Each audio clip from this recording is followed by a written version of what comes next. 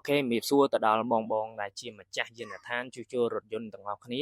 ព្រោះឥឡូវនេះបងអូនមានរឿងមួយចង់ប្រាប់ដោយសារតែ Ebusi ខាងបងអូនចេញរាល់ថ្ងៃអញ្ចឹងបងដែលជាអ្នកប្រើប្រាស់រថយន្តលក្ខណៈគ្រួសារក្តីតាក់ស៊ីក្តីភាគច្រើនគឺគាត់តែងតែសួរថាមានទីតាំងនៅខេត្តនេះអត់អញ្ចឹងឥឡូវហ្នឹងដៃគូសហការគឺខាងបងអូននេះគឺមានតិចទេមានតែ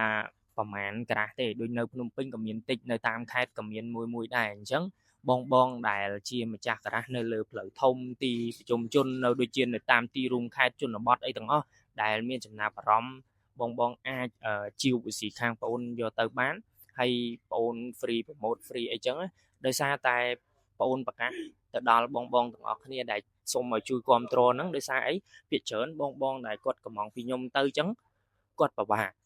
ថងអីគឺគាត់ត្រូវយកប៊ូស៊ីហ្នឹងយកទៅឲ្យជាងដូរគាត់អត់ចេះដូរខ្លួនឯងទេអញ្ចឹងកុំភ្លេចជួយគ្រប់គ្រងបងអូនផងដើម្បីយើងជួយសម្រួលកុំឲ្យ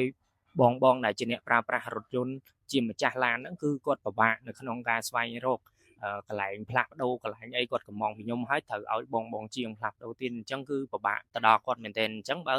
មានគ្រប់កន្លែងស្រាប់ហ្មងអញ្ចឹងគាត់ស្រួលព្រោះភាគច្រើនគឺគាត់ចង់កំងគាត់តែគាត់អត់ចេះដោះដូរអត់អីគាត់ឆ្ងាយពីជាងឬមួយក៏